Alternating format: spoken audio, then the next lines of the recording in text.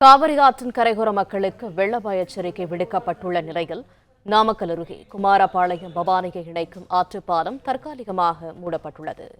இது தொடர்பான கூடுதல் தகவல்களை தருகிறார் எமது செய்தியாளர் பிரபாகரன். வணக்கம். விவரங்கள் என்ன? வணக்கம். மேட்டூர் அணை அதன் முழு கொள்ளளவை எட்டியதை அடுத்து உபரி நீர் தற்போது வெளியேற்றப்பட்டு வருகிறது. காலை 8 மணி நிலவரப்படி வினாடிக்கு 45,000 கன அடி தண்ணீர் வெளியேற்றப்படும் நிலையில் கர்நாடகாவிலிருந்து ஒரு உபரி நீர் அதிகரித்த வண்ணம் இருப்பதால் மேட்டூர் அணையிலிருந்து வெளியேற்றப்படும் உபரி நீரின் அளவும் படிப்படியாக மேலும் அதிகரிக்கும் என எதிர்பார்க்கப்படுகிறது.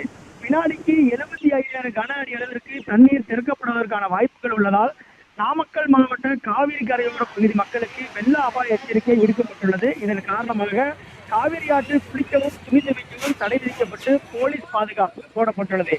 இந்நிலையில் குமாரபாளையம் பவானியை இணைக்கும் வகையில் காவிரி ஆற்றின் நடுவே நூற்றாண்டு பழமை வாய்ந்த இருசக்கர வாகனம் மற்றும் சிறிய அளவிலான வாகனங்கள் சென்று வரும் வகையில் சிறிய அளவிலான பாலம் ஒன்று உள்ளது. இந்நிலையில் காவிரி ஆற்றில் நீர்வரத்து அதிகரிப்பு காரணமாக பொதுமக்கள் செல்ல இந்த பாலத்தில் தடை விதிக்கப்பட்டு தடுப்பு வேலிகள் அமைக்கப்பட்டுள்ளது. இதன் காரணமாக ஈரோடு மாவட்டம் பவானி செல்வதற்கு சுமார் 3 கிலோமீட்டர் தூரத்திற்கு பொதுமக்கள் சுற்றி செல்ல வேண்டிய நிலை ஏற்பட்டுள்ளது.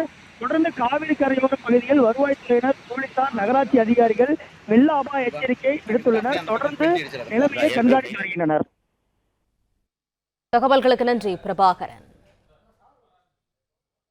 பிளே ஸ்டோர் மற்றும் ஆப் ஸ்டோரில் இருந்து பாலிமர் செயலியை QR கோடு மூலம் பதிவிறக்கம் செய்யுங்கள். செய்திகளை உடனுக்குடன் பெறுங்கள்.